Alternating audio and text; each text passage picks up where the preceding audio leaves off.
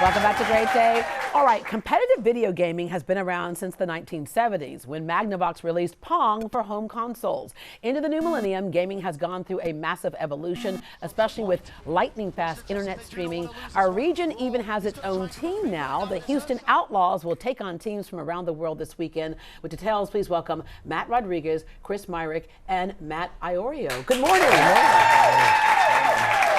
It's so funny when you say video games, you get kind of two reactions. People who are like either really excited about it and really know about it, or someone who says, is that good for our child's brain? So let me just challenge some myths here. Are any of you violent? No. Maybe sometimes during the game itself, but you don't mean it, right? Okay, do you live in your parents' basements, any of you? No. Yeah, no. Yeah, no.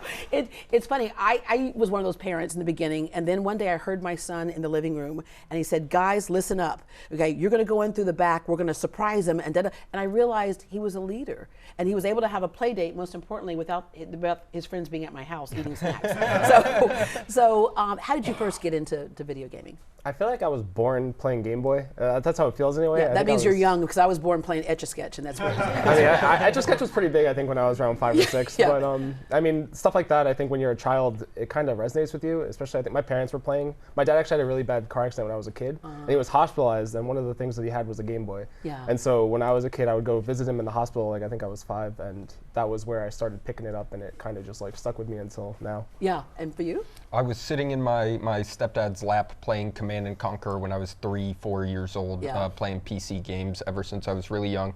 And it was just always a big part of like my family as a whole. We all just kind of embraced it. Matt?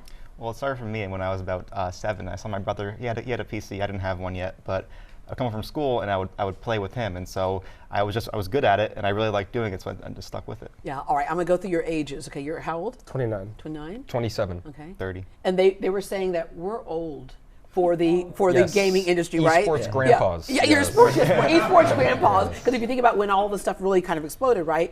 It was funny because I said you're the OGs instead of original gangsters, original gamers, right here, right? Okay, so in the beginning, when it came to competitions, it kind of happened organically, didn't it?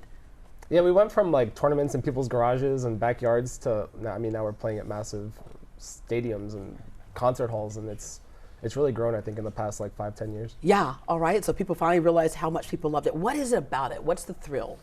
I think people just like knowing that they can aspire to something. I think esports and gaming in general gives a lot of people who maybe don't have sports backgrounds or a certainty in their future something to latch onto as a fan. Yeah. And so there's a lot of, I don't know what the word is, maybe growth that can happen on an individual level for a child to just like say, oh look, that person's playing video games, I want to be as good as them. Yeah. And it's very simple to just go home and pick up a game. And like any other sport, I would imagine the thing that challenges you and pushes you as a human being is, okay, I did good this time, can I do better next time? Exactly, and it's just like kids. You know, you have a poster of an athlete in your room, and it's someone that can do something that is amazing, and you want to be able to do that one day. It's kind of the same thing. You see people do things that you know, can only dream of doing in the game, and then you work hard to try and get there. And then sometimes you, like golf, you never really master it. You can win the Masters one year and completely not place the next year. So that's the thing that keeps you going as well. Oh, absolutely. I mean, our practice schedule is insane too. I mean, we're practicing 5 to 6 days a week, 10 plus hours a day. So I mean, it's very much, it's a full-time job, but it's our passion, so we love doing it. Yeah. Tell us about the competition. Oh, I mean, this weekend, this will be our first Homestand, which is a massive tournament that we're hosting here in Houston at the Convention Center this weekend. We started off in LA for the past 2 years, and then now we're trying to start this big global travel league, and we're kind of just getting a taste of it. We were in DC last weekend, we were in Philadelphia 2 weeks ago, and now we're here, so. Yeah. You all speak to, like, if you do something that's passionate, I know we're basically putting a magnifying glass on college these days, and so a lot of kids who feel pressured to go don't know what they really want to do, graduating with a lot of debt. You went to college, you dropped out, right? Yes, ma'am. And you did not go, but all three of you share something in common. You're making a living doing something that you truly, really love. And that's the difference. So when we talked about the money you can make, because my son was telling me, he goes, Mom, this is not just frivolous. I am practicing. I can make money this way. Okay, so there is great money out there. Yeah, there is. It's gotten a lot more legitimate. I think like back to when we were talking about the tournaments, it's like it went from a couple $100s on the weekend to now massive investors are putting their money into these teams and then running them, I guess, similar to sports teams in the way of marketing and trying to grow some sort of massive fandom to sell apparel, to sell merchandise. To yeah, grow. like we were talking about in the green room about how like Louis Vuitton is like, you know, you can see their skin. Like, there's these things called skins. For those of you who don't know, my son's like, I need a new skin. Okay, but skin, Louis Vuitton print. You'll see the cars that you're using in video games, and so there's like a bid for those things. Like BMW will make a bid to be the car in the video games. Yeah, a lot of the massive companies are actually starting to put their logos all over. I mean, us and different games. And so that's definitely been a big push, I think, in terms of legitimacy. It's like one thing to be, you know, watching someone play video games and watching someone play video games with a massive HEB logo on their jersey, like, oh, HEB's involved. Yeah. And so, like, there's a lot of very, you know, I feel like going shopping right now for groceries. Yeah, it's weird. It is kind of strange, but as we keep growing, I think that it'll become more normal, and then people will latch onto it. But if it was not that powerful, those companies would not be doing that, right? Exactly. All right, so I'm gonna end with this. For the parent who's trying to figure out what to do when their child really wants to play video games, defend it. I think it's a good escape for a lot of children. I think for myself, I finished an engineering degree at Rutgers. There were definitely points in my career and in my life that I felt like video games were a really good fallback, whether it was mentally or... I love it. The fallback was the video games, not the engineering degree.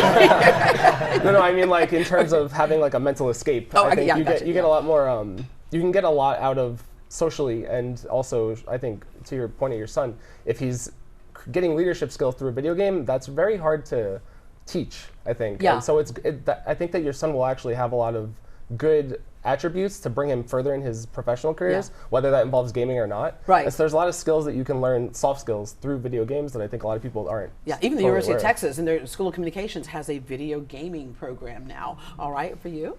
Yeah, I would say that the team building and the leadership qualities, you can just learn so much through video games, and you know where your kid is. You know, they're at home, they're not out doing something, and they're not going to get injured the same way that can be an issue and in just know what some they're playing, right? Because you mentioned that you, was it your dad who got you Grand Theft Auto? Yeah. I went to my dad's house to visit, and I was like, hey, Dad, you know, you're going to be the cool dad, right? You're going to get me Grand Theft Auto. And he rented the game, and he was like, all right, no. You're right. Yeah, so pay attention to what you're buying, right? Okay, and for you? Sure, I mean, I think it's all about time management, right? As long as you still focus on school and you don't get super obsessed with it, it's still a healthy thing. I mean, we're hosting this great event, and it's a lot of fun for people to come and connect and meet other people, show what they're passionate about, and I mean, it's super exciting. Yeah, all right. So best of luck to you all. The Houston Outlaws have their inaugural homestand competition this weekend. There's a pep rally tonight and matches against multiple teams Saturday and Sunday at Revention Music Center. Tickets are available online for both single day and weekend admissions, and a few lucky members of our live studio audience are going home with complimentary VIP passes. So congratulations to you all. And that's the other thing about the video gaming is that it connects the entire world. There will be people flying in from all over the world this weekend. Yeah, I always loved when my son would be playing video games, and all of a sudden he'd hear one of the kids say, okay, got to go to bed now. And he's like, really? It's only like 7 o'clock. I'm like, East Coast. All right.